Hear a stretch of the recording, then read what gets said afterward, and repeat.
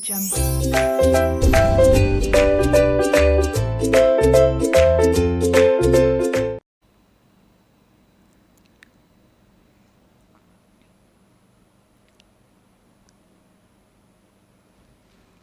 morning, dear students. Check, is everything okay? Am I visible and am I audible?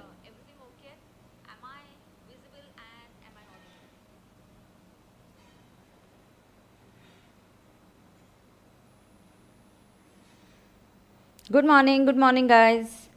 Very good morning. Super excited for a very long day and a long session today. Yes. आप लोग ready हो? Notes आप लोगों ने download कर लिए क्या? Did you all download the notes? Super good morning guys. Super good morning and a super fantastic day that we're going to have today.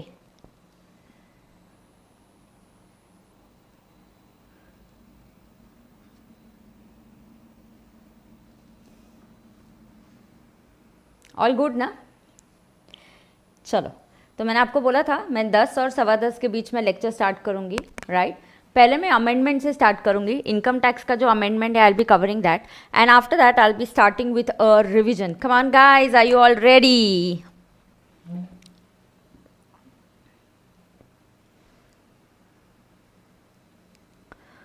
Good morning.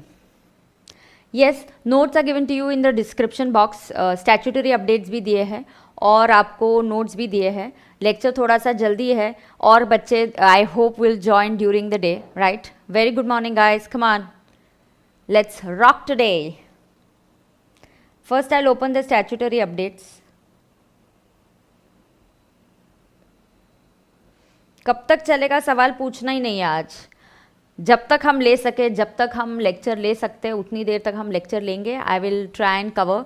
I will tell you what it is going to be guys. आज का lecture बहुत ही important है. If you really want to score very well in your exam and want to have a kind of a quick revision for your lectures, all your concepts of income tax, it's a super duper lecture for you today. आज के lecture में what am I going to do, the schedule. Okay, the schedule is I am going to start with Radhe Radhe.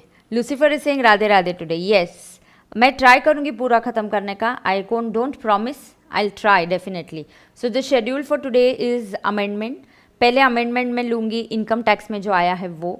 So the first 10-15 minutes amendment होगा. हाँ, उसके बाद yes we are going to do a marathon. Guys, what is a marathon? Let's understand. Marathon is a quick revision. Is it, ma'am? Who should watch this? जिन्होंने tax की पढ़ाई कर ली है, जिनका रिविजन हो गया है, फटाफट आपको एक क्विक रिविजन चाहिए. Yes, Atul, Radhe Radhe wish you. Yes, my lecture is not complete unless and until I say that. I know that. Wow, fantastic. हम ट्राई करेंगे आज पूरा ख़त्म करने का. I will try my best. Marathon is going to be like a quick revision. It will cover all concepts. So it's a quick revision. Yes. Is it going to cover all the concepts? Yes, it is going to cover all the concepts. There will be tips for exams. कुछ अगर RTP में कुछ question आया है या ऐसा कुछ होगा तो मैं आपको टिप्स दे दूंगी. एग्जाम में इस टाइप का क्वेश्चन पूछा जाता है. So there will be tips in the exam. मैं बहुत अच्छी हूँ. आई होप आप सब सारे बहुत ही अच्छे हो, right? Yes. So notes are already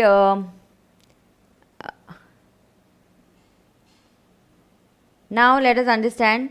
I will not cover MCQ today. मैंने एक RTP already. What is there now? Let's just understand. This is scheduled for 22nd October lecture.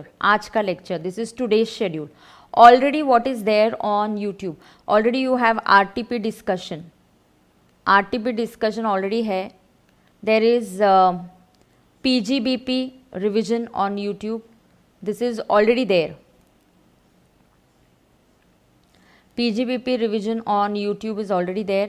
RTP discussion is already there on YouTube, right? Right now please understand. आज मैं क्या क्या करूँगी revision के लिए बहुत हेल्पफुल होगा. Absolutely this lecture is going to be super duper helpful. I am going to do a quick revision. All concepts are going to get covered. I am going to give you tips for the exam कि आपको exam में क्या याद रखना है और किस type के क्वेश्चंस आपको एग्जाम में आ सकते हैं इस कॉन्सेप्ट पे, right? So it's going to be tips for the exam. Are we going to solve problems? It's not going to be possible. Problem solving आज नहीं होगा. In case you want, I will do the MCQ case studies of the institute जो है वो मैं आपके साथ next session में discuss कर सकती हूँ. I can definitely do that, right? So Divya, GST marathon के टाइम आज इनकम टैक्स का है तो आज इनकम टैक्स होगा. जीएसटी का क्यूआरएमपी नेक्स्ट वीक में आएगा. So next week I will be taking a session on QRMP of GST, right? So is this good to go? Are you all clear आज कैसे होने वाला है? It's a marathon, please understand. It's a quick revision of the concepts already detail में class में पढ़ चुके हैं. हम लोग रिविजन करने वाले. I am going to mostly use the chart book. Yes, I'm going to do capital gains in detail. A very, very good morning. So I want all of you are going to stay connected. Okay, the schedule is I'm going to first do amendment. पहले amendment करूँगी. Amendment के बाद I will do salary. उसके बाद I will be doing capital gains. So far I know this schedule now. I'm going to follow this schedule right now. Yes, good morning. Super good morning guys. Come on.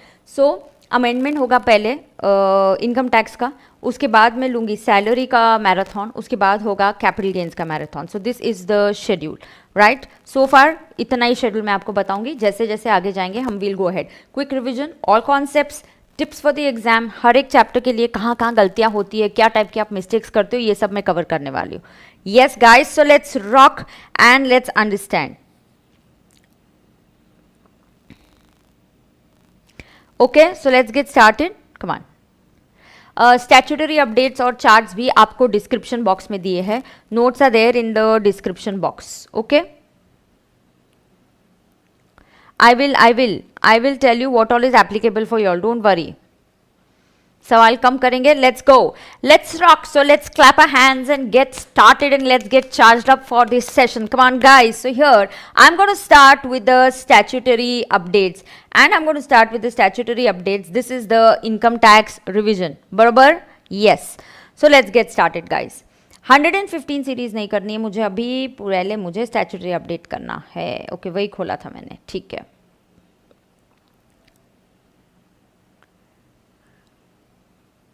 Yes, let's get started.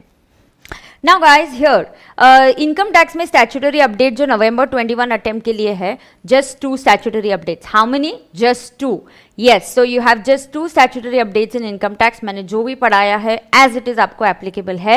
So whether अच्छा, can this lecture be watched by students who are not my students? No problem. इसलिए मैंने chart book description box में दिया है, आप उसको download करके सामने रखिए.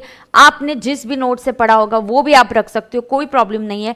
आपके पास कोई भी नोट्स नहीं है तो आप सामने सेल्फ स्टडी करी है तो आप ICAI का मॉड्यूल भी सामने रख सकते हो. सो नोट्स आप आपके जो मैंने दिए वो डिस्क्रिप्शन बॉक्स में चार्ट बुक है, you can keep that. If not that, you already have, if you're my students, you've got a hard copy of the chart books, right? सारांश जिसको मैं बोलती हूँ, सारांश है जहाँ पे सब समराइज्ड हम करते हैं. या आपने जहाँ से पढ़ा होगा वो नोट सामने रखिए, या आप ICAI का मॉडल भी सामने रख सकते हो.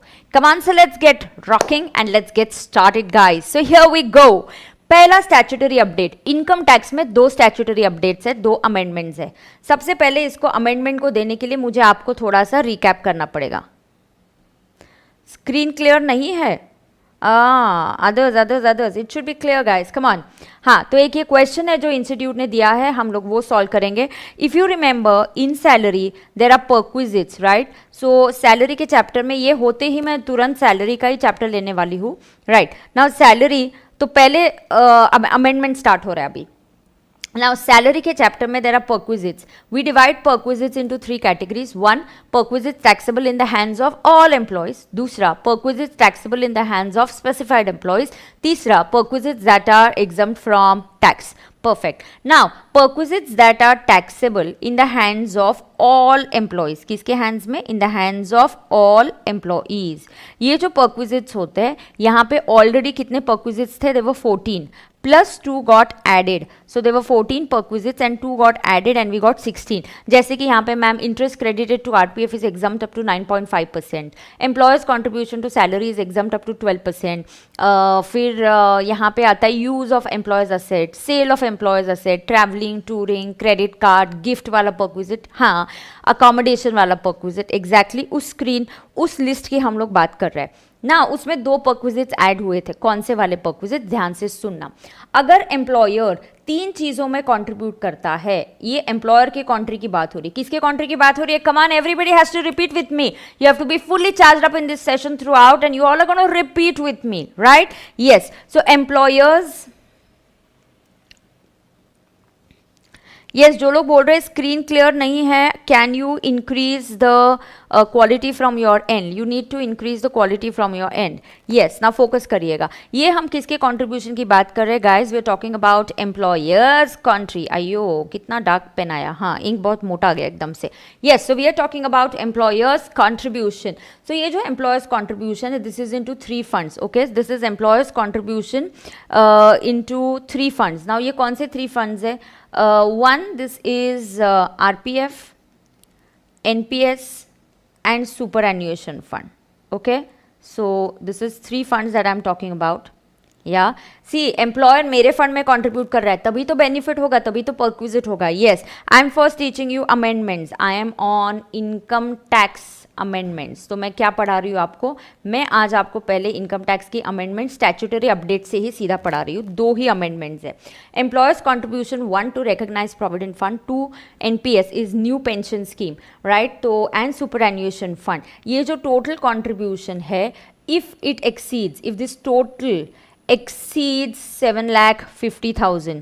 So if the total exceeds 7,50,000, this is going to be taxable as a perquisite, right? So it's going to be taxable as a perk. So by it will be getting taxable as a perquisite. So come on, employers contribution to 3 funds, RPS, NPS, superannuation fund, total up to 7,50,000 तक ठीक है। 7.5 लाख तक आप दोगे तो ठीक है, उसके ऊपर दोगे तो हम भाई इसको टॉलरेट नहीं करेंगे, बहुत ज़्यादा एग्जाम्शन हो रहा है, we want to tax it. You know, it's a logic, सीधी सी बात है। अगर बाबू राव की जो सैलरी है, राइट, बाबू राव की सैलरी है 12 लाख, भाई बाबू राव को अगर आरपीएफ का एग्जाम्शन मिलता है 12% तक, सो बाबू राव को 1,44,000 का गवर्नमेंट एग्जाम्शन दे रही है, 12% ऑफ सैलरी। आरपीएफ के अंदर एक इंटरनल लिमिट है, आरपीएफ 12% है ना, एनपीएस का इंटरनल लिमिट है, उसके बाद you have a internal limit for even superannuation fund 1.5 lakh तक, बट इनको ओवरऑल भी एक लिमिट दे दिया है, इनको ओवरऑल भी एक लिमिट दे दिया है। सो आरपीएफ इज 1,44,000। यस, आज आपको बिल्कुल नोटबुक कुछ ना कुछ नोटिंग्स करना है, साथ में लिखते रहना है, मेरे साथ जुड़े हुए रहना है,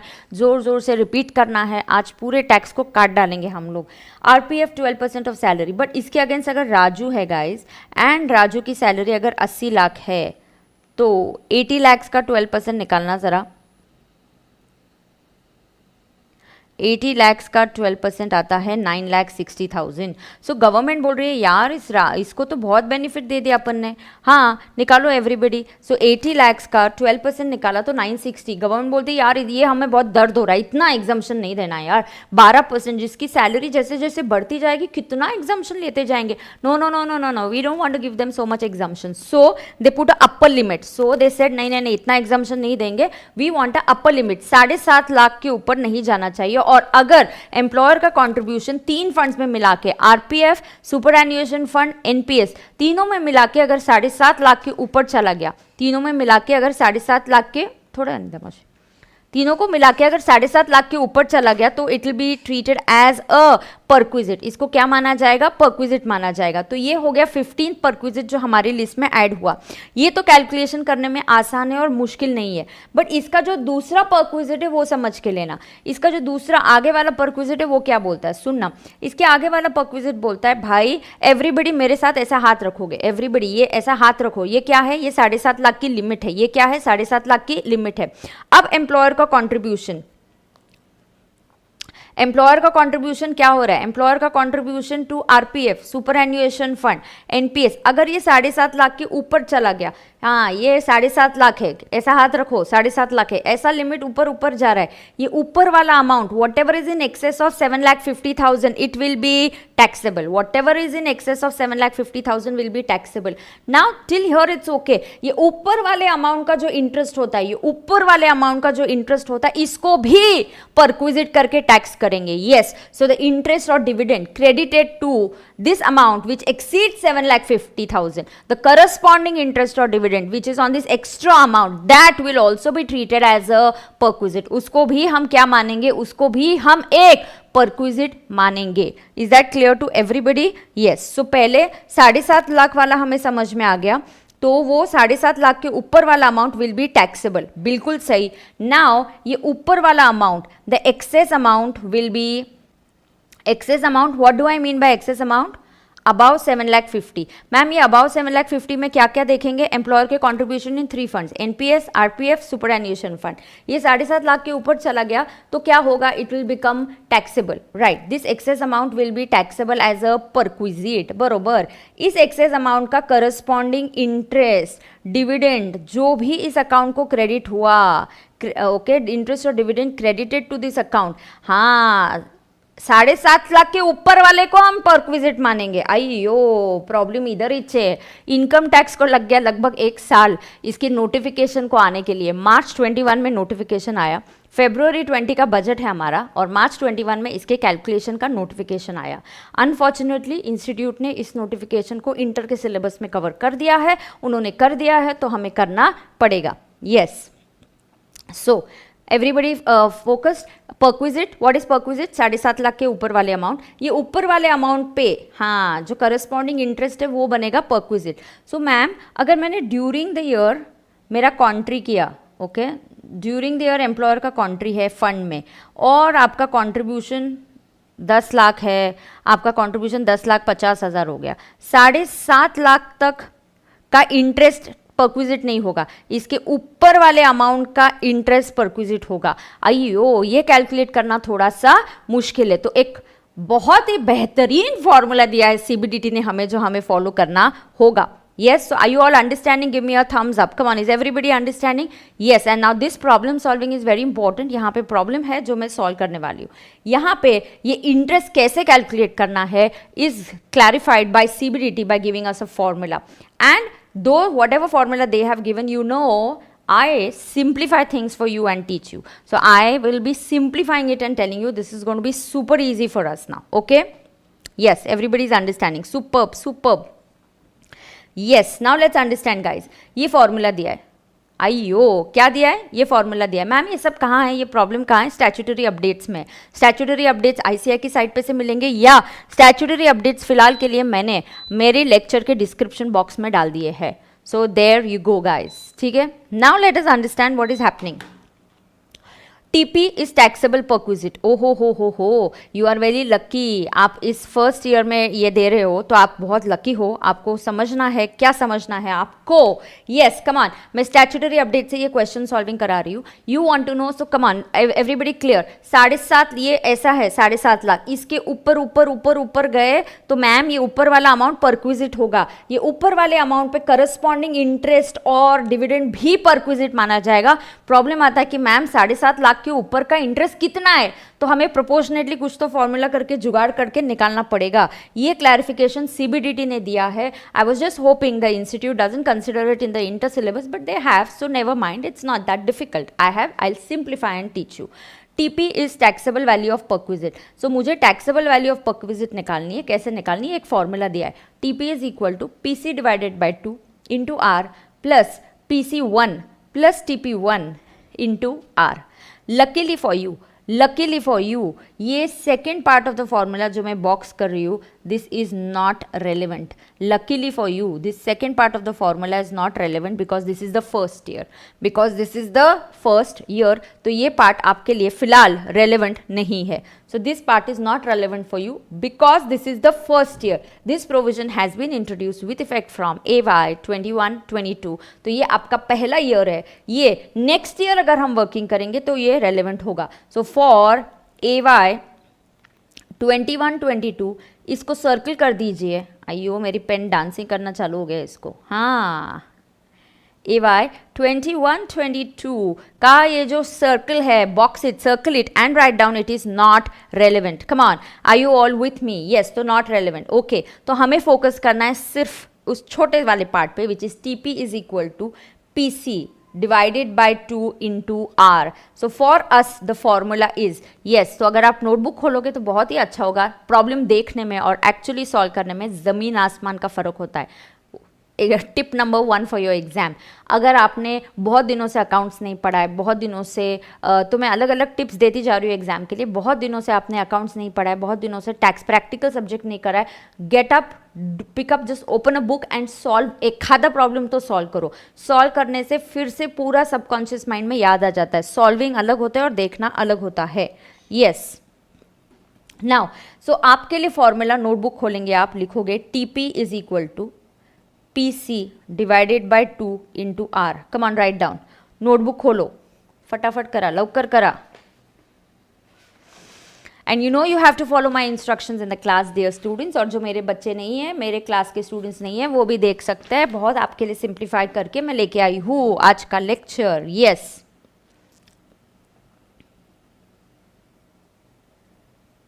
right, did you write it down in your notebook? What did you write in your notebook? Notebook में ये लिखना है TP is equal to PC divided by 2 into R. क्या है एक एक मैं आपको बताऊंगी। I will teach you this straight away with the help of a question now. Okay, हाँ, फिर भी चलो आर भी लिख के देती हूँ। R is equal to, write down, उसके नीचे लिखो R is equal to I divided by F average.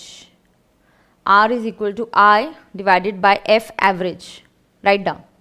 आपने पहले लिखा TP is equal to PC divided by 2 into R. Ma'am what is this R? ये आर है। R is equal to I divided by F average. Focus focus, I am there, do not worry. कोई डरने की बात नहीं है। मस्त पे की अमेंडमेंट होगा, पूरा रिविजन कराऊंगी with lot of tips for your exams, so stay connected.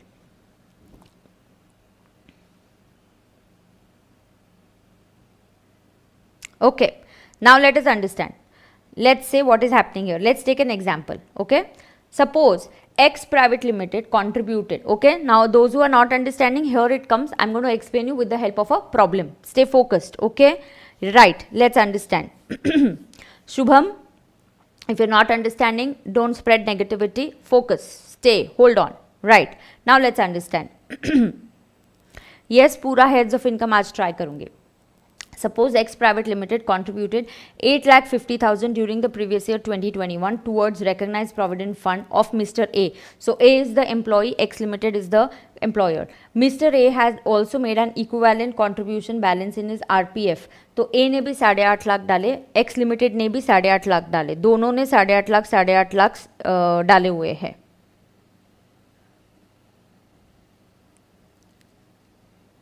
Thank you, Siddharth. So Siddharth is saying he passed the lectures because of my revision. I am really very thankful. That's really great. Mr. A had also made an equivalent contribution balance in the RPF account. Okay.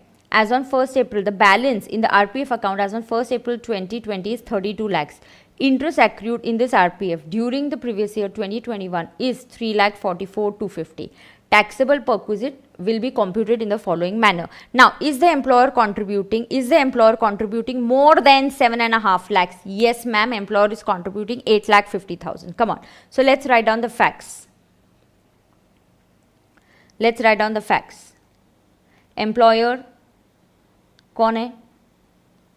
Employer is X Limited.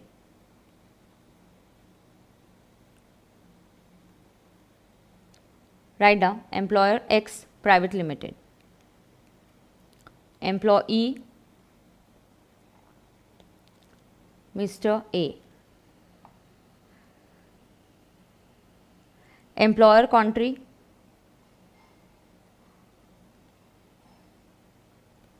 for PY 2021. Come on. Employer country for PY 2021. 8,50,000. Oh. Employee country. Oh. Come on guys. No giving up. अभी तो शुरुआत है अपनी. Come on. Yeah. So write down the facts. Okay. ये मैंने जो बच्चों ने मुझसे पढ़ा है उनको पता है मैं क्लास में फैक्ट्स लिखाती हूँ. It's a very very important thing so that you do not make mistakes in the exam. You note down the facts and then start solving the questions. ये मैं क्लास में मेरे स्टूडेंट्स हैं उनको पता है. This is how we do it. Right. So Employer's contribution and employee contribution 8,50,000 and employee's contribution is also 8,50,000. Question में से देख के बताना मुझे what is the interest credited during the year. कितना interest credit हुआ? Interest credited during the year.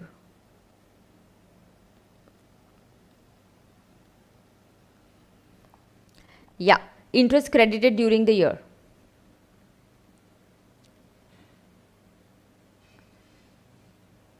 You have to tell me from the question. 3,44,250. Superb. Write down 3,44,250.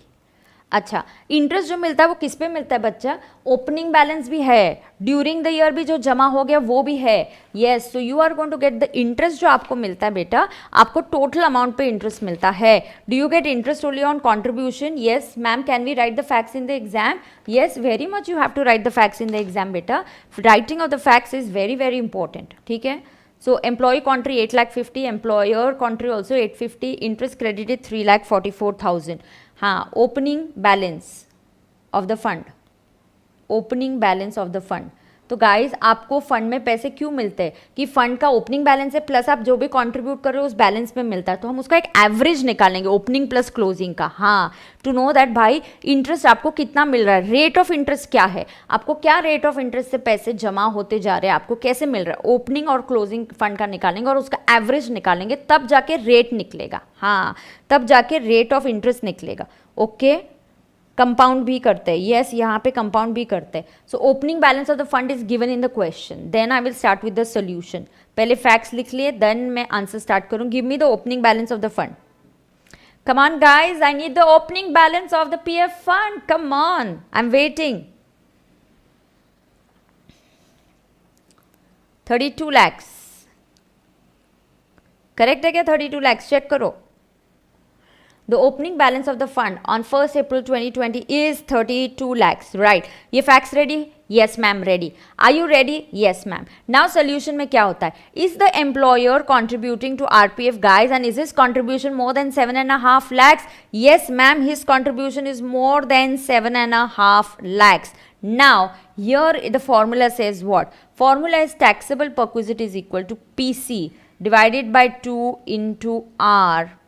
R is equal to I divided by FAVG average. Ma'am exam में ये नहीं याद आया, मत याद आने दो यार, हम कितनी बार लॉजिक से करते हैं, कोई बात नहीं. Come on, just 10 minutes for this amendment and then I'm going to start with marathon. I am teaching you amendments right now. मैं अभी amendments पढ़ा रही हूँ. Yes. Now let's start. PC म्हणजे, come on, PC means आपने कितना extra डाला, 7.5 लाख के ऊपर. How much extra amount did you put above 7.5? So here PC is excess amount. And how much is the excess amount? You are contributing 8,50,000 minus notes open नहीं हो रहा है क्या? सब लोग बताना मुझे ज़रा. So PC is equal to 1 lakh. Ma'am भाई एक्सेस अमाउंट क्योंकि 7.5 लाख तक चलता है, 7.5 लाख के ऊपर होगा तो आपको उस ऊपर वाली अमाउंट पे इंटरेस्ट भी परक्विजिट करके ट्रीट करना पड़ेगा. And how to calculate guys, this is a statutory update, तो मैं वहां से ले रही हूँ ये क्वेश्चन जो आईसीआई ने लिया है. हो रहा है ना? Okay, no problem then. Come on. So did you get the excess amount? Yes. हाँ, इस फॉर्मूला का दूसरा पार्ट है लेकिन वो आपको एप्लीकेबल नहीं है क्योंकि ये ईयर 1 में है. Now I have to calculate R. तो मैंने पीसी निकाल लिया. PC indicates the excess amount. Excess amount, हाँ, 7.5 लाख के ऊपर का इंटरेस्ट का अमाउंट जो आएगा उस पर टैक्स लगेगा. मैम इंटरेस्ट का रेट क्या है? अभी वही तो निकालना है आर से. Yes, so let us find out R. R is the rate. Okay, so R indicate कर रहा है रेट. पहले मुझे बताओ साल भर में कितना इंटरेस्ट क्रेडिट हुआ? मैम साल भर में इंटरेस्ट क्रेडिट हुआ 3,44,000. that is 344,250. This is nothing but I, and then it is the average balance of the fund. Average balance of the fund. तो अभी मुझे क्या निकालना है, average balance of the fund. Yes guys come on, मुझे अभी average balance निकालना है। ये आईसीआई की अमेंडमेंट है जो मैं आईसीआई की स्टैट्यूटरी अपडेट से दिया हुआ क्वेश्चन सॉल्व करा रही हूँ। एक्सेस अमाउंट मुझे 1 लाख पे इंटरेस्ट का निकालना है, कितना इंटरेस्ट मुझे मिला। हाँ तो मुझे देखना है पूरे फंड में मुझे कितना इंटरेस्ट दिया, 344 250, but they gave me on what. So let's calculate the average balance. Average balance is opening plus closing divided by 2. Average is equal to opening plus closing divided by 2. Come on guys, come on guys. आज थकना नहीं है, रुकना नहीं है।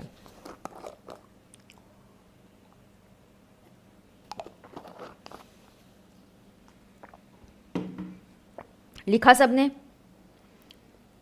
Closing निकालते हैं। How to calculate the closing balance. Amendments are going on now. Yes, opening balance. What is the opening balance? Right now I am teaching amendments. I am teaching amendments. फिलहाल तो मैं amendments करा रही हूँ from ICAI updates, statutory updates हो रहे हैं। उसके बाद मैं start करूँगी सैलरी। क्लोजिंग बैलेंस निकालते हैं। चलो ओपनिंग कितनी है, क्लोजिंग बैलेंस कैसे निकालेंगे मैम? ओपनिंग 32, यस बिल्कुल सही। उसके बाद क्या जमा हुआ? एड एम्प्लॉई का कॉन्ट्री। चलो फटाफट करो, लवकर करा। एम्प्लॉई कॉन्ट्री 8,50,000, फैक्स में लिखवाया ना, एम्प्लॉई का कॉन्ट्री 8,50,000। एम्प्लॉयर कॉन्ट्री 8,50,000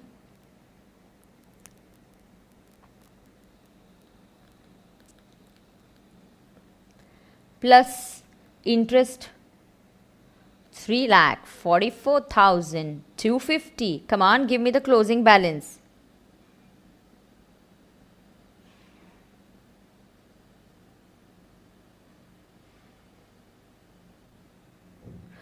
अरे ये चेतन, मैंने 50 से ज़्यादा बार बोला कि मैं अमेंडमेंट्स पढ़ा रही हूँ, लेकिन मुझे 50 से ज़्यादा बार पूछा ना बच्चों ने, तो मैं क्या करूँ? तो ज़्यादा मच काट डालूंगी तेरे को। चल जल्दी। हाँ, get me the closing balance. Now get me the average.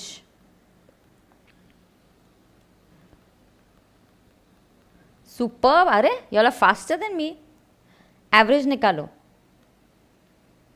Average fund balance, F is indicating fund का average balance. Come on, get the average. Super guys, good going. Average opening plus closing divided by 2। वाह, क्या धड़ाधड़ chats और answers आ रहे हैं। Super.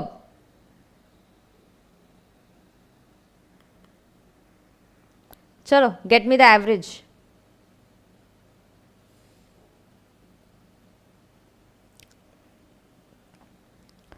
$42,22,125, correct?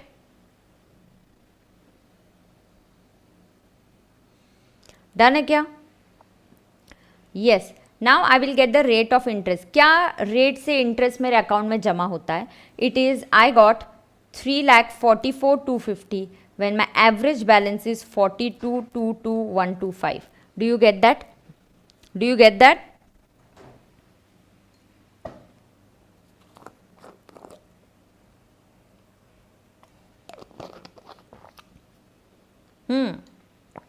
Hundred मत करो, 100 मत कर, 100 मत कर। यस, देयरफॉर टैक्सेबल परक्विजिट कैसे निकलेगा? 1 लाख डिवाइडेड बाय 2। एवरेज पकड़ते हैं हम लोग, average.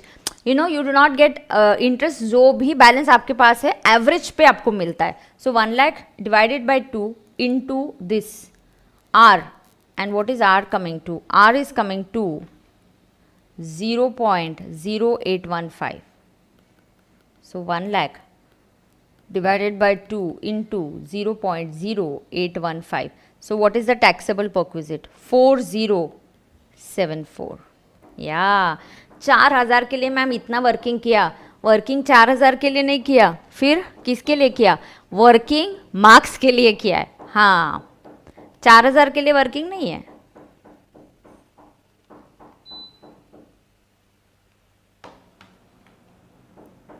Taxable perquisite TP is 40 74 नहीं क्या, एक मिनट, 4075 लिखूँ क्या, एक minute,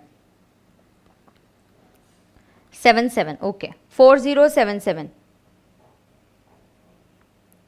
Are you getting it? Come on, 4077. Yes, what did I do? I'll tell you. हमने excess amount calculate किया. Again, I'll explain. Okay? One last go. Come on, guys. So 4077 is the answer that is given. Ma'am exact figure ले लें. 4077 आ रहा है. हाँ, 4077 ही लो. Don't round off. Now let's understand.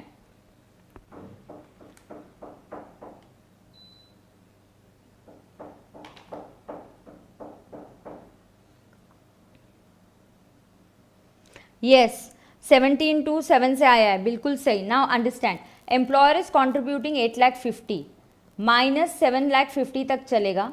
So 1 lakh is the excess amount. This 1 lakh excess amount will be added as perquisite. Ma'am ये तो आसान था. On this 1 lakh, we have to also calculate interest. Now how to calculate the interest? A formula has been given to us. The formula says taxable value of perquisite is PC. PC is indicating the excess amount. What is PC indicating, guys? Excess amount. Excess amount divided by 2. Excess amount divided by 2 into R, the rate of interest. ना जो rate of interest होता है वो ऐसे नहीं दिया जाता पूरे बैलेंस पे. रेट ऑफ इंटरेस्ट जो होता है it is calculated on average, ना ऑन एन एवरेज जो भी बैलेंस है. तो ये जो रेट है आपको कैलकुलेट करना है कैसे. This is going to be the interest that you got divided by F AVG, मतलब फंड का average balance.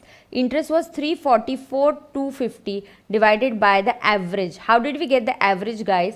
Average is closing plus opening divided by 2. yes, so closing plus opening divided by 2. तो हमने ये तो बहुत आसानी से निकाला मैम. फंड में ओपनिंग था 32 lakhs. 32 lakhs के बाद 8.5 लाख एम्प्लॉई का गया, 8.5 लाख एम्प्लॉयर का गया, प्लस इंटरेस्ट गया. So we got a closing balance. So here this is a closing balance that we got and that is 52,44,250. Right. Now this is the closing balance. तो इसका हमने ओपनिंग प्लस क्लोजिंग का average निकाला, ये average आया. So total interest divided by 42,22,125 gives you this rate of interest. तो ये आपको ये रेट से इंटरेस्ट मिला. तो 1 लाख पे कितना? तो अगेन 1 लाख पूरा नहीं लेंगे, 1 लाख भी कैसे करेंगे? एवरेज आउट करेंगे. So that is why divided by 2 and that is why you get 4077. Yes. Is anybody having any problem here? Is anybody having any problem here in this update? No? Now I'll go ahead then. चलो बताओ कोई मैं statutory update कर रही हूँ, कोई भी आता है बीच में बोलता है क्या है ये. Okay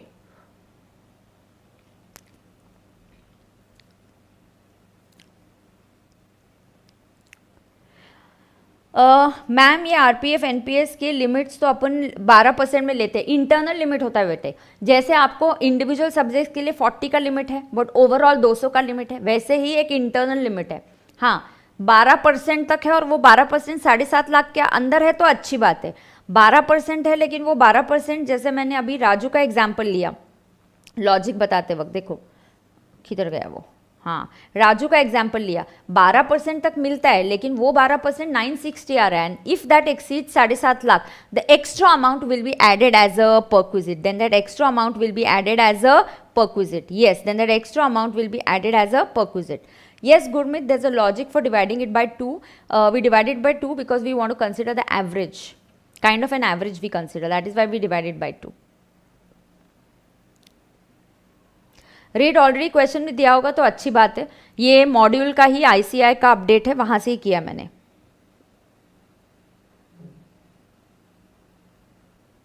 Here. All clear? Rounded off. Increase the volume. Volume कम है क्या? Is the volume low? Yes, just check is it clear, then I can start with the दूसरा एक ही अमेंडमेंट है छोटा सा, वो बताती हूँ फिर आगे जाएंगे. Is it clear? सो 8.5 लाख का जो एक्सेस अमाउंट है 1 लाख, इस 1 लाख पे मैम इंटरेस्ट कितना है, this PC is the excess amount divided by 2 because kind of an average, then we did the rate, by rate क्या है 344 मुझे मिला, और किस पे मिला, एवरेज बैलेंस पे मिला, so opening plus closing divided by 2, so it's not that difficult, right, all clear, yes, it's not that difficult guys, come on, yeah, it's not that difficult. I like to simplify and teach you things, right? Okay, volume is low.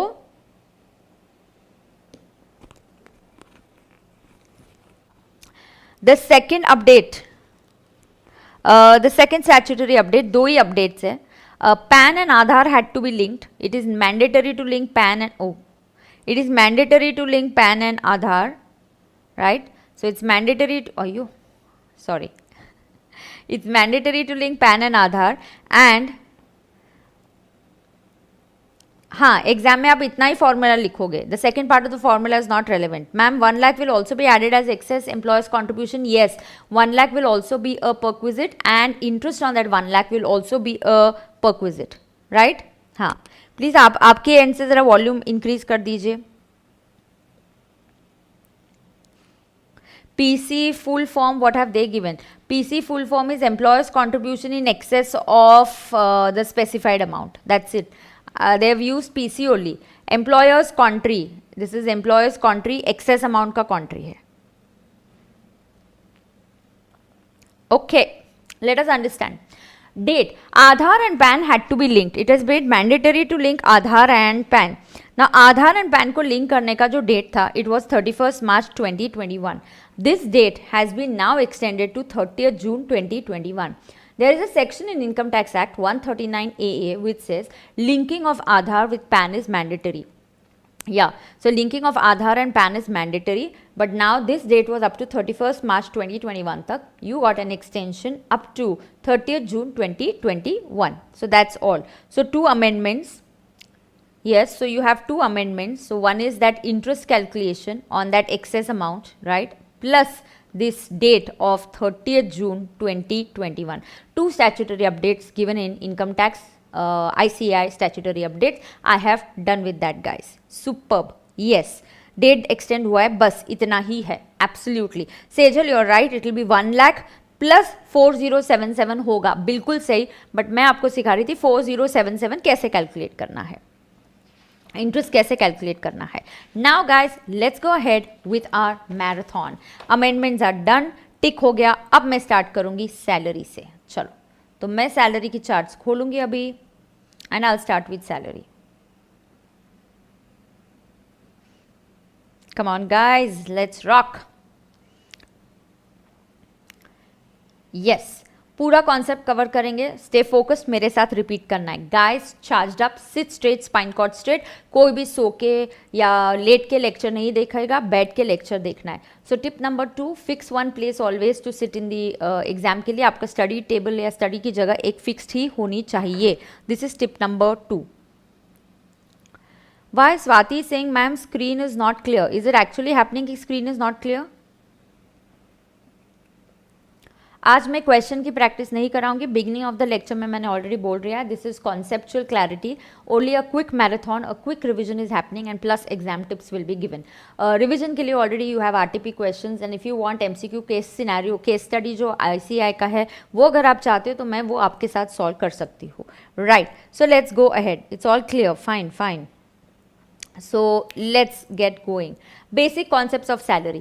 Salary के जो sections है, they start from section 15 to section 17. तो salary का जो section है ये section 15 और 17 से start होता है. Right. पहला सेक्शन जो हमेशा किसी भी हेड ऑफ इनकम का होता है, पहला सेक्शन जो किसी भी हेड ऑफ इनकम का होता है, that is always the charging section. What is the charging section for salary? Charging section for salary is due basis or receipt basis, whichever is earlier. Come on, repeat with me. Due basis or receipt basis, whichever is earlier. Right. Now what happens guys? Salary का it's like knock knock करते हैं हम लोग. जो भी head of income आता है, you have to see ये कौन से head में fit होता है. तो first, when will salary का door open for me? Salary का दरवाजा तभी खुलता है when there is a relationship of employer and employee. So if there is a relationship of employer and employee, only then salary का दरवाजा मेरे लिए खुलेगा. That means the payer and the payee there must be relationship of employer and employee. इसमें आपको ये याद रखना है, yes, so there should be relationship of employer and employee. That's very very important. ये जो सैलरी आपको मिलती है पेयर और पे के बीच में रिलेशनशिप ऑफ एम्प्लॉयर होना चाहिए, बिल्कुल सही. उसके बाद you can get salary from present employer, former employer और prospect future employer, existing employer या एक्स एम्प्लॉयर से आपके कुछ ड्यूज कुछ एरियर्स आना बाकी है मिलेगा, तो वो भी सैलरी के अंदर ही टैक्स किया जाएगा. Remuneration should be in respect of contract of service and not contract for service. Guys, contract for service is like audit fees. अगर मैं बैंक को ऑडिट करने जाती हूँ तो it's a contract for service and this is audit fees, and audit fees that I get will be taxable under audit fees that I get it will be taxable under PGBP and it will not come under salary. Very important, इसको स्टार देना है आपको, important है. Partners remuneration from the firm, whatever a partner gets, हाँ do we say ma'am it's salary और it is remuneration, it is never taxed under the head salary because there is no relationship of employer and employee between the firm and the partner. So there is no relationship of employer and employee between the firm and the partner. Also what happens is that ma'am this gets covered under section 28. 28 is the charging section of PGBP. तो वहाँ पे बोला जाता है whatever the salary a partner gets will be partner's business income. Yes, and whatever interest also the partner gets will be partner's business income. So in short ma'am, partner को जो भी firm से salary मिलता है it will not be taxable as partner's salary income but it will be treated as partner's business income. जब firm salary देती है ये firm का खर्चा और partner को जब salary मिलती है ये partner का income होता है. So let's go ahead now.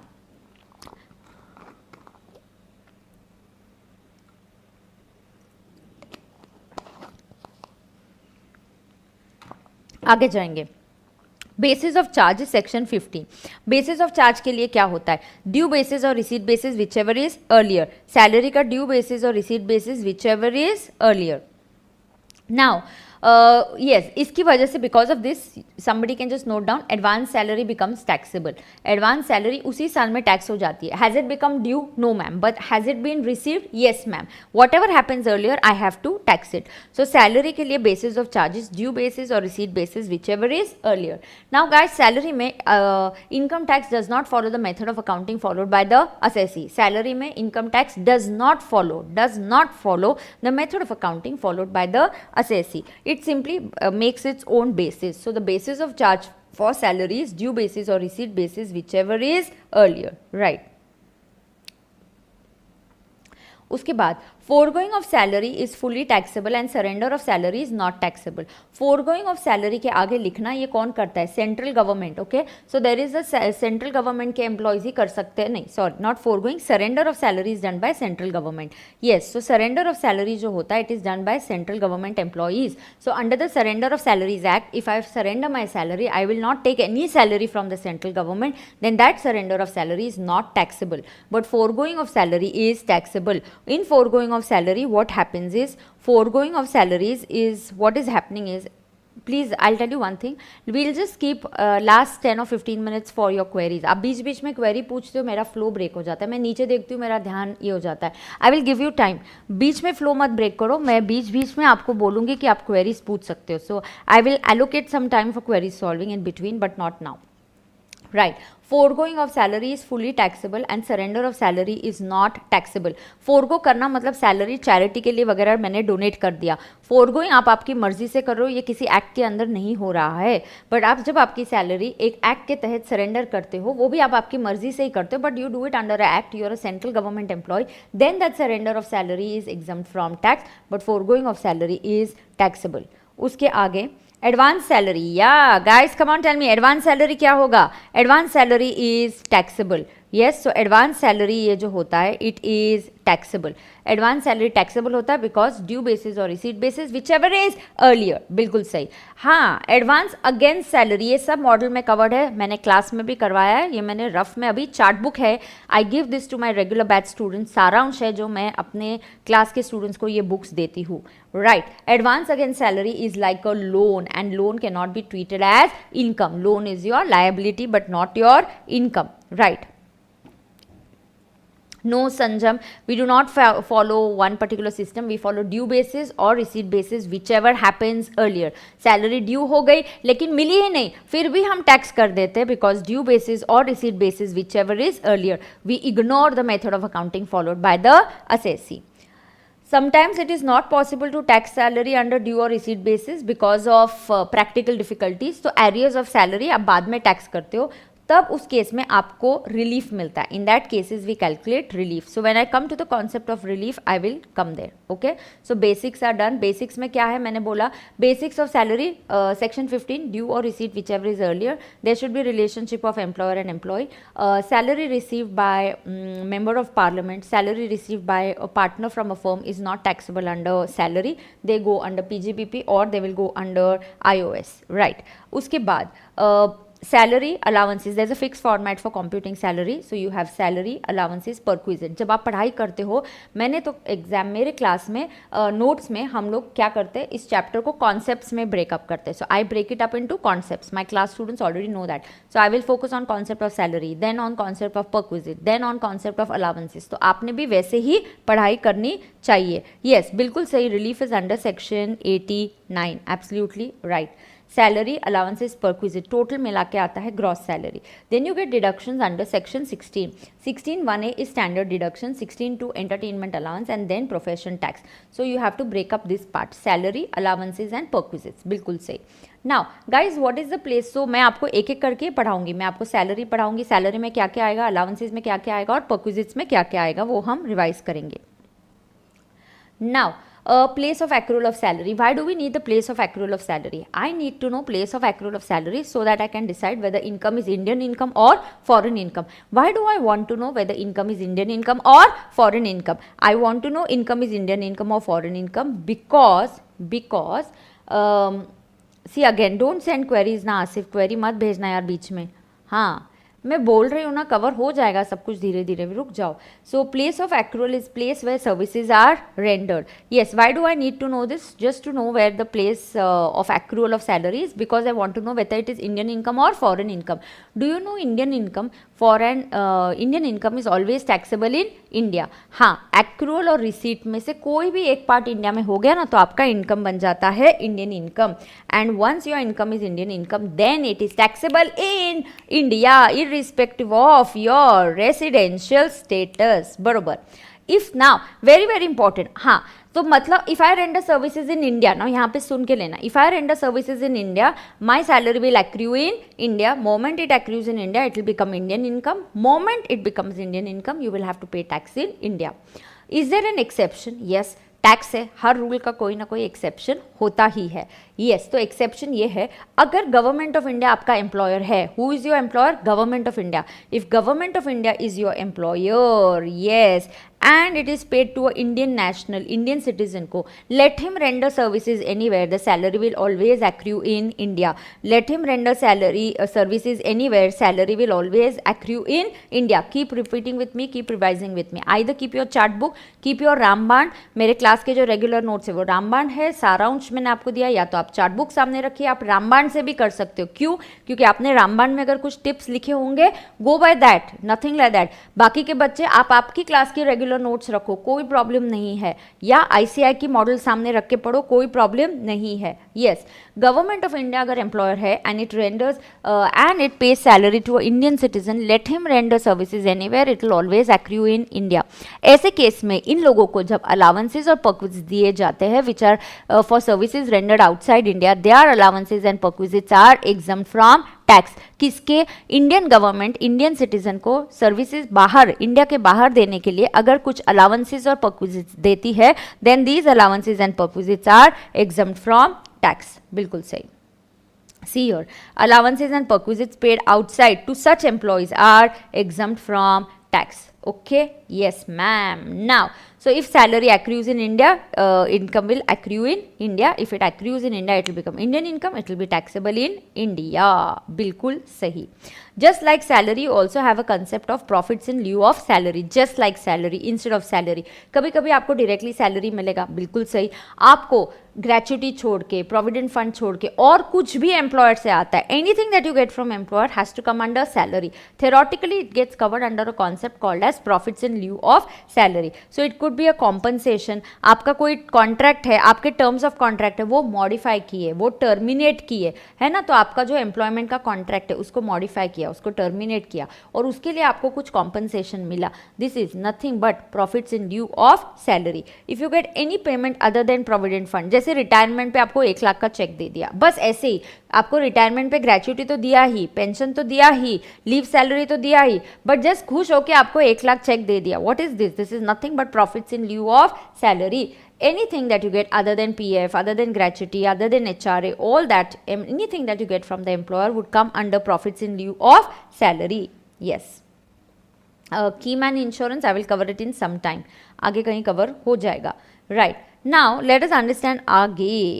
Salary. Yes. मैं salary पहले start करूँगी allowances. So, I'll come to the chart of 2.3. मैं पहले 2.3 वाले चार्ट पे आ रही हूँ जहाँ पे मैं सैलरी कवर करूँगी, अब अलाउंसेस कवर करूँगी. Yes, so I am here. 2.3 वाला चार्ट. यस, बिल्कुल रितेश, सैलरी के बदले मिलता है वही होता है. I will allow you to ask me your queries at the 10 minutes. Last के 10 मिनट में आपको कुछ डाउट होगा तो मैं पूछने के लिए तैयार रहूँगी, आपको बता दूंगी. 2.3 allowances, fixed quantity of money is given. Now allowances are fixed quantity of money that is given. Allowances ये कैश में दिए जाते हैं और allowances हमेशा के आगे एक शब्द allowance होता है.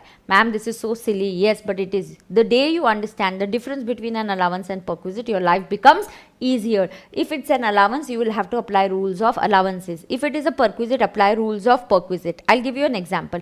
Office gives you a fixed lunch allowance. This is an allowance and lunch allowance becomes fully taxable. Ma'am, how does a lunch allowance become fully taxable? I will tell you that. But office provides you food in the canteen. So आपको office के premises पे खाना मिलता है, canteen में खाना provide किया जाता है. ये एक परक्विजिट होता है. ये एक क्या होता है? परक्विजिट होता है. परक्विजिट हुआ तो परक्विजिट के रूल्स अप्लाई करने होते हैं. परक्विजिट्स आर बेनिफिट्स और परक्विजिट्स आर बेनिफिट्स और facilities given by the employer. Allowance fixed amounts होते हैं. अलाउंसेस 3 टाइप के होते हैं. HRA, entertainment, 2 categories. So I divide it like this. First category is HRA, second is entertainment allowance. Okay, entertainment allowance. तो पहला होता है HRA और फिर आते हैं other allowances. So I personally while teaching divided into these 3 parts, then it becomes super duper easy, right? It's always easy, no, it's always good that a teacher simplifies the things for you. Correct. तो पहला होता है HRA. HRA is least of the following. हाँ, HRA is house rent allowance. Allowance is always given to meet a particular expenditure. It is a fixed amount. It is always in cash. Allowance is a fixed amount, always in cash. पहले HRA. HRA का exemption तभी मिलेगा if you are paying rent for a house. You will get HRA exemption 1 if you pay rent for a house. 2, you will get HRA exemption. You will not get HRA exemption if you have your own house. You will not get HRA exemption if you live in your own house or you live in a house where you do not pay rent. Also, the rent paid should exceed 10% of salary. Rent paid should exceed 10% of salary. इसीलिए ये जो salary HRA का third amount होता है ना, ये HRA का जो थर्ड अमाउंट होता है उसमें क्या होता है? Yes, rent minus 10% of salary. ध्यान रहे, रेंट माइनस 10% ऑफ सैलरी. अगर ये एग्जाम में प्रॉब्लम सॉल्व करते वक्त अमाउंट नेगेटिव आ जाता है, then you have to take the HRA as 0. Right, rent, that is why because there's a logic. You will not get HRA exemption. You will not get HRA exemption provided, you know, there's a condition कि आपका क्या होना चाहिए, rent paid जो है वो 10% से ज़्यादा होना चाहिए, तभी HRA का एग्जाम्शन मिलेगा, वरना HRA का एग्जाम्शन नहीं मिलेगा. शाबाश. HRA exemption is HRA received 40% of salary or 50% of salary in metropolitan cities. Ma'am, why 50? Because metro में खर्चा ज़्यादा होता है. Third is rent minus 10% of salary. Yes, here very important, salary is equal to B, basic plus DA. DA if forming a part of salary. What do I mean by DA if forming a part of salary? I mean DA is considered as a salary for the benefit of retirement benefits plus commission if it is received as a percentage of turnover. हाँ, तो ma'am exam में दिया गया. अच्छा ma'am, exam में question is silent. It is just saying DA. You are free to make any assumption. You can assume DA is forming a part of salary. You can assume DA is not forming a part of salary. बिल्कुल. अगर दिया है ma'am only 30% DA is forming a part of salary, तो जब आप HRA का working करोगे तब आप सिर्फ 30% of DA कंसिडर करोगे. ऑल्सो आप कमीशन तभी ऐड करोगे if it is given as a percentage of turnover. You will not add commission which is given as a fixed amount, 10,000 per month, 20,000 per month. नहीं, commission जो है it should be linked as a percentage of turnover of the sales achieve by a person. Person, बिल्कुल सही। Salary for HRA purpose is taken on due basis, तो यहाँ अगर advance salary आया तो जो एचआरए के लिए आप सैलरी का वर्किंग करोगे वहाँ पे आप एडवांस सैलरी कंसिडर नहीं करोगे। HRA exemption is not available if assessee has his own house or he does not pay rent or the rent paid is less than 10% of salary. So this is about HRA. हाँ, HRA के question में अगर data कुछ change होता है, rent, ध्यान रहे अगर आपका रेंट चेंज हो जाता है, आपका सैलरी चेंज हो जाता है, आपकी सिटी चेंज हो जाती है, पहले आप नॉर्मल सिटी में रह रहे थे 3 महीने के लिए, उसके बाद आप बचे हुए 9 महीने के लिए मेट्रो में चले गए, तो आपको 3 महीने का वर्किंग अलग, 9 महीने का वर्किंग अलग करना पड़ेगा। यस, आप 3 महीने में मेट्रो में रह रहे थे तो 3 मंथ्स के लिए we will apply 50% of salary, remaining 9 months you shifted to a non metro, then I will apply 40% of salary. Yes, you must do separate calculation. Is it clear? Yes, तो HRA। Entertainment allowance की एक speciality है, entertainment allowance is first added in salary, पहले ये allowance है इसलिए उसको salary में ऐड करो, हाँ, और बाद में डिडक्शन मिलेगा। लेकिन भाई ये डिडक्शन किसको मिलेगा? Only to a government employee. Yes, so this deduction will be available only to government employee. Deduction is least of the following, ये जो डिडक्शन मिलता है ये सेक्शन 16(2) के अंडर मिलता है। Deduction is least of the following, allowance actually received 5,000 per annum, that's it, ज़्यादा भी नहीं है। हाँ, ये सिर्फ सरकारी लोगों के लिए, बिल्कुल सही। और 20% ऑफ बेसिक सैलरी, सो तीनों में से whichever is lower. Yes, this deduction is only to government employee. पहले ऊपर अलाउंस ऐड करने का, ग्रॉस सैलरी निकालने का, फिर नीचे डिडक्शन लेने का एंटरटेनमेंट अलाउंस का। अब अलाउंसेज आते हैं 2 कैटेगरीज के, बिल्कुल सही। अब अलाउंस आते हैं 2 कैटेगरीज के। I go slow, ma'am go slow बाबा रे, it is marathon, I should go slow.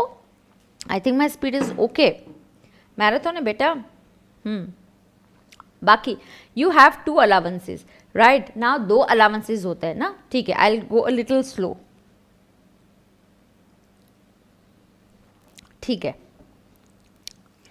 Allowances जो होते हैं ये 2 कैटेगरीज के होते हैं। Now allowances, 1 category where it is dependent on expenditure, मतलब ये खर्चे पे डिपेंडेंट है। ओके, ये किस पे डिपेंडेंट है?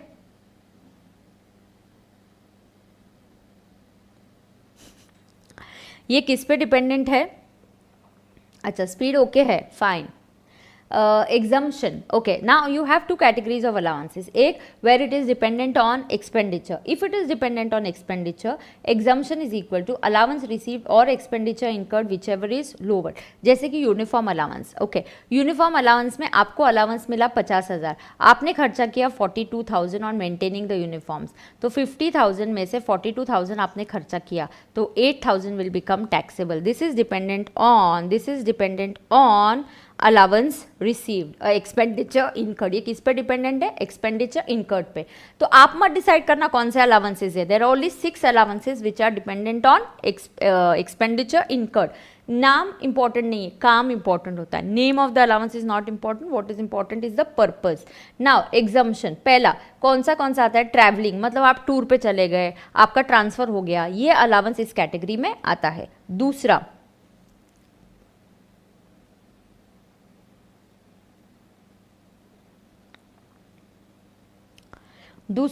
conveyance allowance. Conveyance allowance is to meet the office expenses. Conveyance allowance is to meet the office expenses. उसके बाद helper allowance या it can be assistant allowance.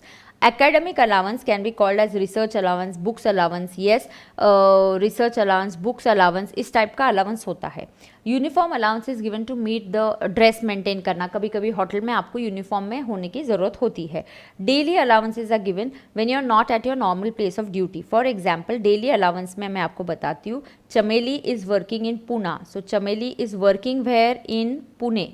तो चमेली कहाँ काम कर रही है? पुणे में, बट वो अपने प्रोजेक्ट के लिए लंदन जाती है. So when she goes in London, क्या वो डेली एक्सपेंसेस कुछ ज़्यादा इनकर करेगी? हाँ, उसके मेंटेनेंस खर्चे, लॉन्ड्री के खर्चे वगैरह होंगे, so she will get a daily allowance. So 6 allowance is falling in this category where it is dependent on expenditure incurred. So please ध्यान में रहे कौन से है. कमान. और डच, सो ये आपने ये कर दिया. Of course you can watch, even if you are not my student you can watch it. Travelling allowances, tour पे जाने का तो आपको अलाउंस मिलेगा. Ma'am it is dependent on खर्चा, मतलब क्या, जितना अलाउंस मिला और your expenditure whichever is lower.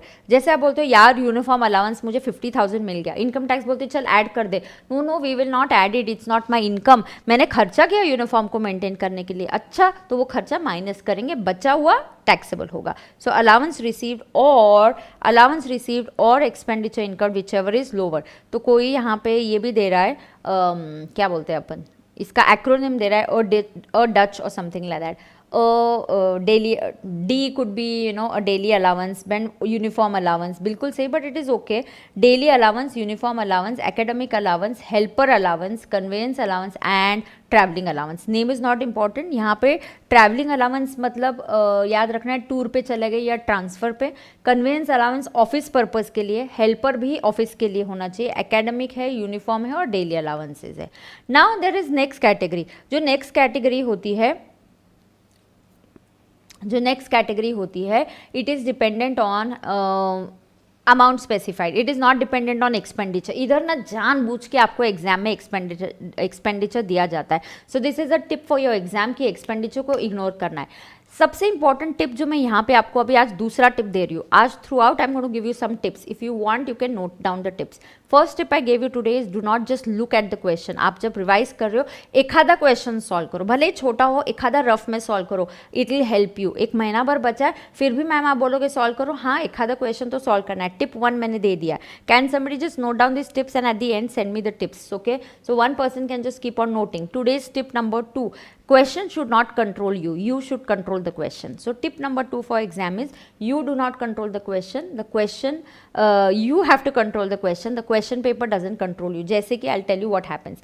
Children education allowance, okay, now children education allowance में exam में दिया जाएगा. Children education allowance received 8,000, expenditure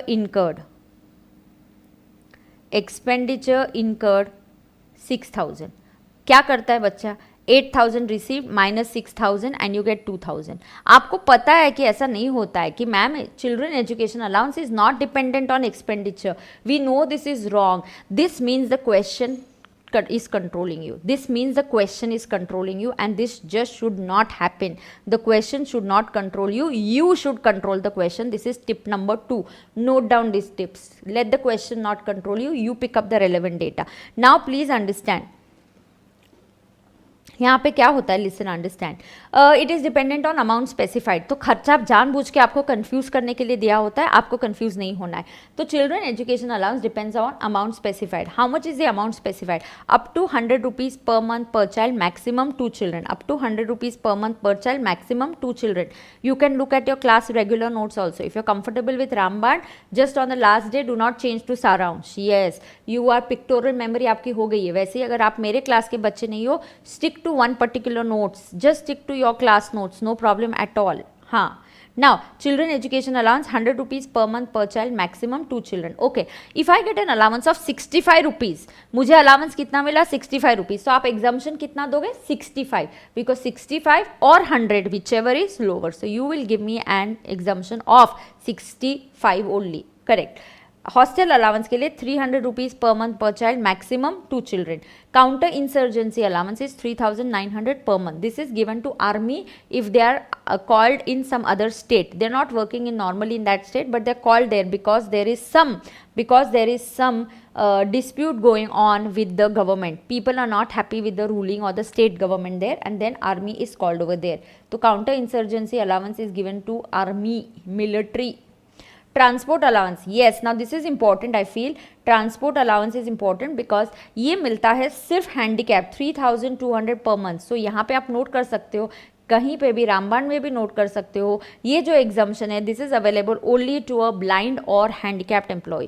so if you are a normal employee, ma'am यहाँ पे ट्रांसपोर्ट की जगह पे कन्वेंस नाम आ गया तो डजेंट मैटर, नाम इंपॉर्टेंट नहीं है, काम इंपॉर्टेंट है. आपको क्यों दिया जा रहा है? For commuting between office and residence. हाँ, ऑफिस के काम के लिए दिया तो वो फर्स्ट कैटेगरी में आता है. If it is given for office and residence then it comes in the second category. Second category में this exemption is available up to 3,200 per month, that too only to a handicapped और blind individual. Correct.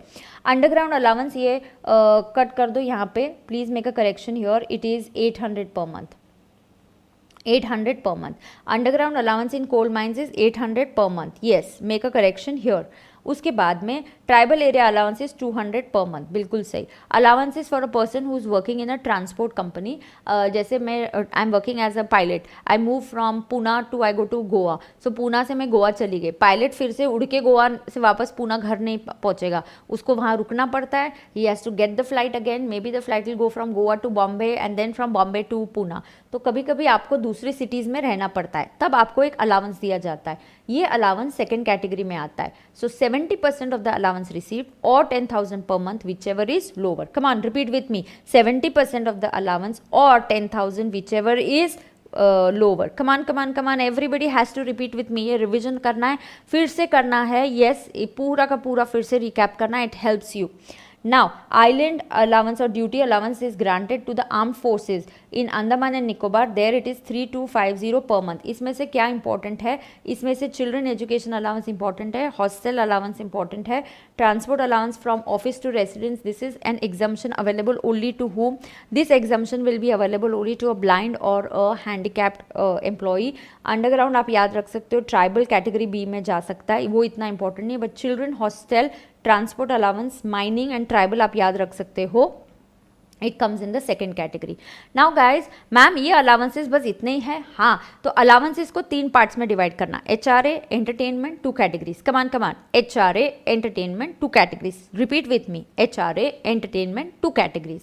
अगर कोई भी allowance HRA नहीं है, entertainment allowance नहीं है, और अगर वो 2 कैटेगरीज में नहीं आता, then all the remaining allowances become fully taxable. Yes, so there is lunch allowance. Is lunch allowance HRA? No. Is it entertainment? No. Is it coming under the 2 categories? No ma'am. Then it will become fully taxable. Same is the case of medical allowance, overtime allowance, special allowance, कोई भी नाम आने दो, Covid allowance, government employer अपने employees को कुछ भी allowance दे सकते हैं, इवन टेलीफोन अलाउंस. तो here I just want to clarify. So ये आप नोट कर सकते हो समवेयर प्लीज़, जहाँ पे भी आप एक जगह पे ये टिप्स मेंटेन करते हो. Telephone allowance is fully taxable. Telephone allowance is fully taxable. Telephone allowance is fully taxable. Telephone allowance क्या होता है? टेलीफोन अलाउंस होता है विच इज फुल्ली टैक्सेबल. बिल्कुल सही.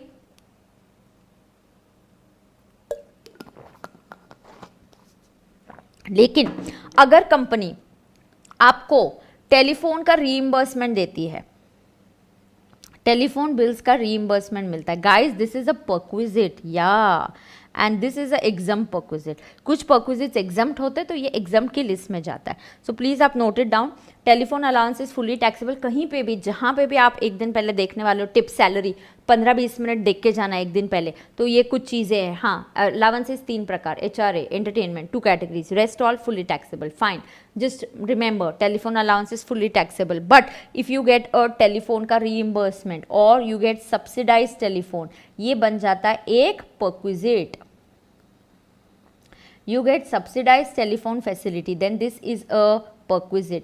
और अगर ये perquisite बन जाता है then this is exempt. और अगर ये perquisite बन जाता है अयो, then this becomes a exempt perquisite. तो ये क्या बन जाता है? ये बन जाता है exempt perquisite. Telephone allowance is fully taxable, but reimbursement of telephone bill, subsidized telephone is a exempt perquisite, right? Reimbursement मतलब come on सौरभ, reimbursement आई पे the bills and I get a reimbursement. मैं कंपनी को बोलती हूँ मैंने bill pay कर दिया, अब आप मेरे को रीइंबर्स करो, give me the money. Okay,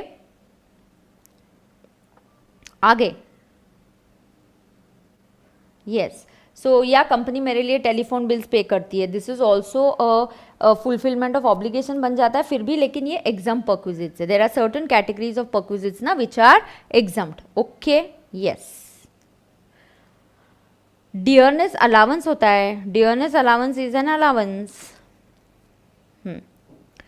newspaper reimbursement exempt होगा क्या मैम? नहीं. जो भी आपको नहीं सिखाया इनकम टैक्स में, जिसके लिए एग्जाम्पशंस नहीं है, सब टैक्सेबल हो गए. Income tax act can not sit and make exemptions, make a section for everything. अच्छा इन्फोसिस तुम कौन सा अलाउंस दे रहे हो? अच्छा तुम रीइंबर्समेंट ऑफ पेपर दे रहे हो, न्यूज़पेपर दे रहे हो, हाँ we'll also make a section for that. अच्छा विप्रो तुम कौन सा अलाउंस दे रहे हो, तुम कौन सा परक्विजिट दे रहे हो? अयो income tax act will go crazy and we will go super crazy studying it. So act बोलता है we will make provisions only for some perquisites and some allowances which are exempt. ये छोड़ के अगर और कुछ मिला तो भाई ये सब कुछ फुल्ली टैक्सेबल होगा. जैसे फ्री हॉलीडे होम फैसिलिटी, जैसे फ्री हॉलीडे होम फैसिलिटी, ठीक है, free holiday home facility is taxable perquisite. Anything that you get, you know, any reimbursement that you get and वो पर्सनल है तो it is going to become taxable. Perquisite का मतलब benefit होता है. Okay ना, first wait let me come to allowances. मैं सब टिप्स, मैंने टिप्स नोट की हुई है, मैंने यहाँ पे टिप्स नोट की हुई है, तो मैं आपको पहले सिखाऊंगी, उसके बाद मैंने नोट किया है कि सैलरी में मुझे क्या टिप देना है, कैपिटल गेन्स में मुझे कौन से पॉइंट पे फोकस करना है, या ये मुझे हिंट आपको बता के रखना है. तो I have noted it down, just wait. Daily expense allowance और डियरनेस में क्या डिफरेंस है Divya, come on. Dearness allowance is inflation. Dearness allowance क्या होता है, इन्फ्लेशन को मीट करने के लिए. सो डियरनेस अलाउंस का नाम कभी कभी high cost of living allowance भी हो सकता है. और डेली एक्सपेंसेस मैंने लिखवा के दिया तेरे को, कैसा रे तो ऐसा करती है कि चमेली है, she is in Poona but project के लिए वो लंदन जा रही है, then this is going to be daily allowance, then the company is going to give her a daily allowance. Okay, आगे अलाउंसेस की बात हो रही है. कुछ अलाउंसेस है जो एग्जम्प्ट होता है, ज़्यादा इस पे फोकस नहीं करना है. हाँ, you can just remember high court जजेस को कुछ दिए गए अलाउंसेस, और allowances receive by an employ from UNO, they are exempt. That's it, you do not need to know a lot about it. High court जजेस को समचुरी allowance दिया जाता है, कुछ अलाउंसेस दिए जाते हैं अंडर द हाई कोर्ट जजेस एक्ट. नाउ और they are received, they get from UNO. अगर आप यूएनओ के एम्प्लॉय हो और आपको यूएनओ से अलाउंस मिलता है तो it is exempt from tax. So some allowances are fully exempt, जैसे हाई कोर्ट के जजेस को अलाउंस दिया जाता है और रिसीव बाय द यूएनओ. उसके बाद allowances other than mention above are fully taxable. जो ऊपर मेंशन नहीं है, माने जो एचआरए नहीं है, एंटरटेनमेंट अलाउंस नहीं है, दो कैटेगरीज में नहीं आता, सब कुछ फुल्ली टैक्सेबल होगा. It could be dearness allowance which is inflation, it could be city compensatory allowance, it could be special allowance, it could be over time allowance, it could be servant allowance, it could be city compensatory allowance, medical allowance, any other cash allowance. This is going to be fully taxable. Sumptuary allowance, जो भी question mark कर रहा है तुम Google कर देना, this is high court जजेस को दिया जाता अलाउंस है. Sumptuary allowance is given to high court जजेस. Okay, yes, and it is only for the high court and supreme court judges and it is exempt from tax. ठीक है, आगे जाएंगे. Note 3, employ being an assessee who opts for, okay 115 back, वो मैं बाद में cover करने वाली हूँ तो वहाँ पे कवर अप हो जाएगा. Is that clear to everybody? So allowances में हमेशा salary, yes it is important from exam view point. तो यहाँ पे आपको क्वेश्चन आता है, आपको डीएनएस अलाउंस आएगा, एचआरए आएगा, परक्विजिट्स की लिस्ट आएगी. हाँ, in class if you really want to do, you know, revise करना है, मैं क्लास में करवाती हूँ KYC questions, know your concepts. So छोटे छोटे क्वेश्चंस कराती हूँ, इनको कंबाइन करके एक बड़ा क्वेश्चन आता है. Go through KYC questions because here I cover up everything. Model में से भी एक एक पॉइंट. तो ये टिप नंबर 3 है for my class students, for others also. Focus on concepts. बड़े बड़े क्वेश्चन पे फोकस मत करो, जस्ट फोकस ऑन कॉन्सेप्ट. छोटी छोटी कॉन्सेप्ट को कंबाइन करके क्वेश्चन आता है. सो हियर फाउंडेशन स्टूडेंट्स भी देख रहे हैं, wow that's nice.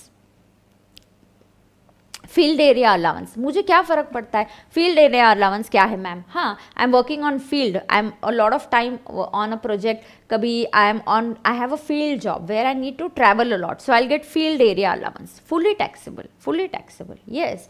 Office purpose के लिए आप ट्रैवलिंग करते हो, कन्वेंस ऑफिस पर्पज़ के लिए पेट्रोल अलाउंस मिला, वो फर्स्ट कैटेगरी में आता है. येस, एचआरए घर के रेंट के लिए दिया जाता है. डीएनएस अलाउंसेस इन्फ्लेशन को मीट करने के लिए. तो आप लर्न क्या करना है, एचआरए, फिर एंटरटेनमेंट अलाउंस. उसके बाद आपको देखना है दो कैटेगरीज में. पहला category where it is dependent on expenses, वहाँ पे 6 अलाउंसेस आते हैं. उसके बाद सेकंड कैटेगरी अमाउंट स्पेसिफाइड में आता है. ये छोड़ के allowances are going to be fully taxable. हाँ, कुछ हाई कोर्ट जजेस को और एम्प्लॉयज़ ऑफ यूएनओ को एग्जम्पशन मिलता है. That's it. ओके,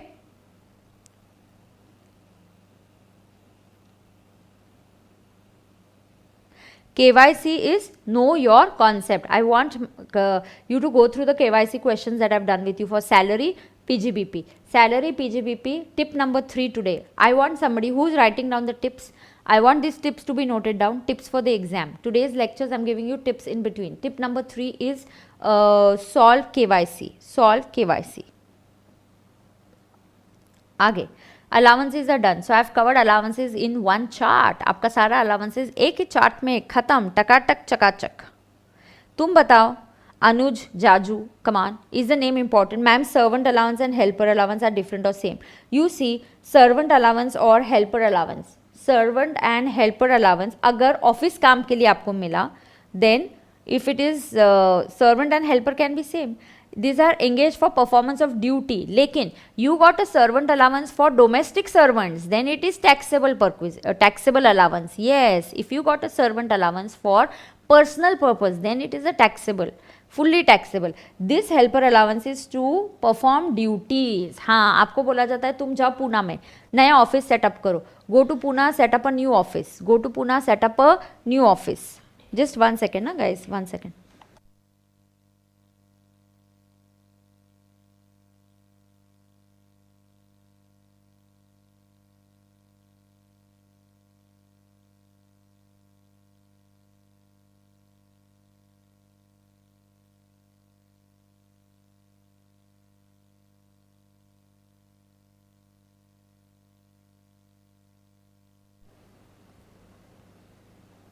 ओके हाँ, तो मैं आपको बोल रही हूँ अगर आपको हेल्पर अलाउंस है, हेल्पर अलाउंस अगर किसी ने बोला कि यार you go to Poona, handle the office, go to Poona, handle the office and we will give you a helper allowance. तुमको जितना स्टाफ रखना है तुम रखो, तुम सैलरी दो बट काम करके ले लो. This is dependent on expenditure. But you get a servant. Normally I would use the word servant for servants at home. So if I get a servant, आपको अज्यूम करना है कि सर्वेंट घर के लिए, डोमेस्टिक के लिए दिया है and then it will become fully taxable. Do you understand? Then it will become fully taxable. All right? Okay.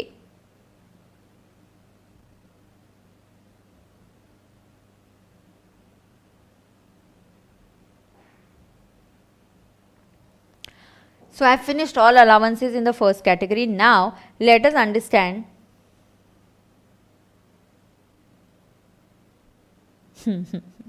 let us understand 2.4 salary perquisites. Okay, come on, takatak chakachak. Now it is an additional benefit. Perquisite may be in kind, they may be in cash. तो perquisite कैसे मिल सकते हैं? Kind में भी हो सकते हैं और cash में भी हो सकते हैं. They are generally given for the position that you hold. Now please understand, allowances, perquisites important है, तो तुरंत मैंने आपकी queries भी ले ली है. Yes. So we divide them into 3 categories. So look at the chart. The chart book I have tried and summarized and not skipped anything. Everything is covered over here. Yes. तो आप देखिए कि हम class में आपको मैं क्या notes है. आपके पास रामबाण है, आपके पास सारांश है, आपके पास प्रश्न मंजूषा है, क्वेश्चन बैंक है. You get an MCQ book, right? And GST also you have Ramban and we make charts at in the class.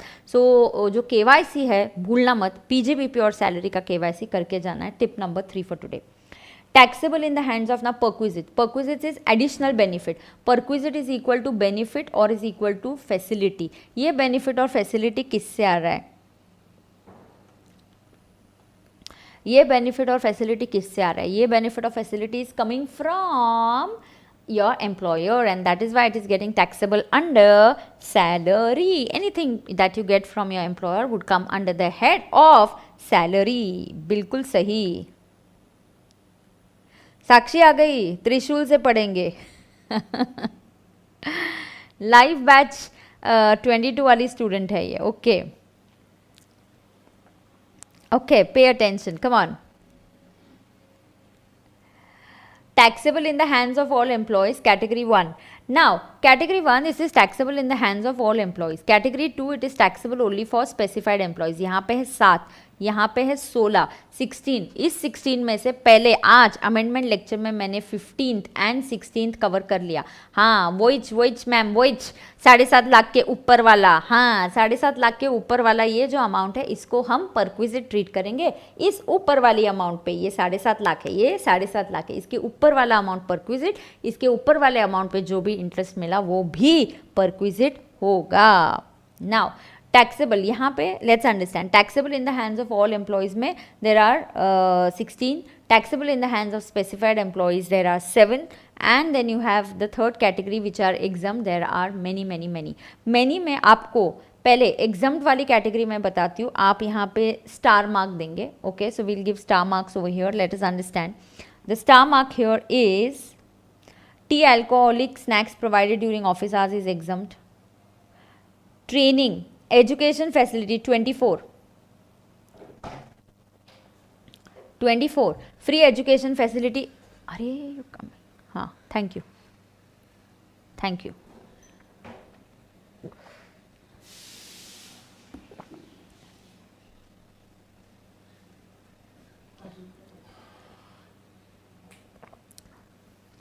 Ma'am please check WhatsApp. मैं अभी नहीं चेक करूंगी WhatsApp. 1 lunch break at that time, not now. हाँ, now focus करो. No, it was my son. My son has told me, Mama, तुम whole day आज सिखा रही हो. So tell me what time you want soup, what time you want what, I'll come and give you. So he has come and given me. Yes. Now, one coffee please. Come on, come on. Get back, get back. हाँ, I know किसका. साक्षी, तुम्हारा ध्यान नहीं लग रहा था. Even I was missing my live streaming at 9:30. I sent a message on the WhatsApp group, but कोई नहीं, हम कल मिलेंगे बेटा. Now let's understand.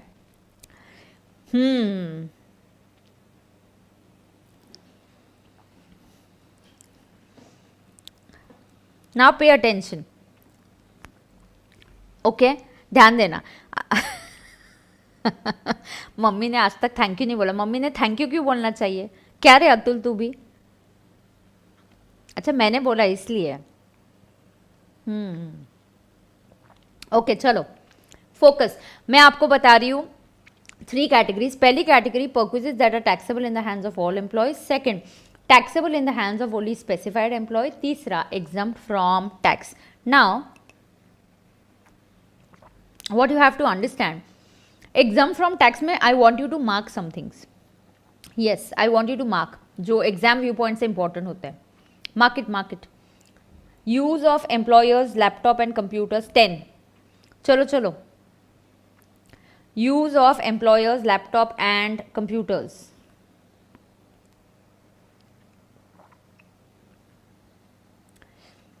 Loan from employer up to 20,000.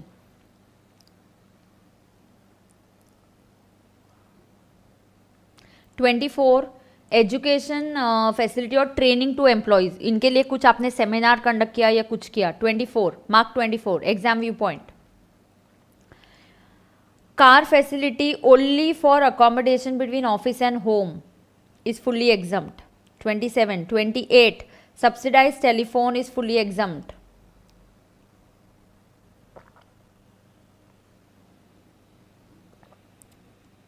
Focus focus focus, come on. Salary का target है. Salary खत्म होने के बाद अपने को क्या स्टार्ट करना है? अपने को बाद में कैपिटल गेन्स करने का है. Come on. Car facility mark 27 important. Only for accommodation between office and home, या जिनके पास रेगुलर नोट्स है वहां पे मार्किंग करो. Subsidised telephone, reimbursement of telephone bills is a exempt perquisite. बिल्कुल सही. Tea, alcoholic coffee snacks provided during office is examined.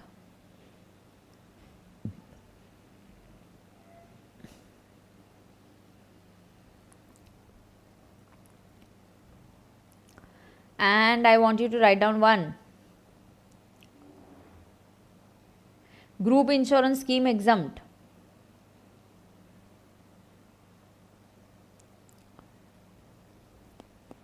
और add करो एक. Payment of mediclaim insurance premium.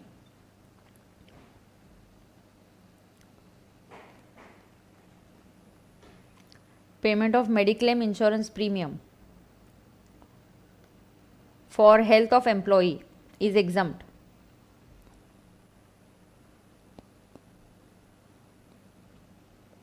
Come on, come on. Payment of mediclaim insurance premium for health of employee is exempt perquisite. Yeah, it's exempt perquisite. ये भी important है, ये important है। Group insurance exempted है, subsidised telephone exempted, car facility only for pickup and drop off the employees exempted. See salary में allowances perquisite सब important है, इसलिए प्लीज़ फोकस करिए। बाकी भी है ही, you have to understand. Education facility employee के स्कूल में वो तो अभी कवर होगा, 1000 तक एग्जाम है वगैरह वगैरह, है ना।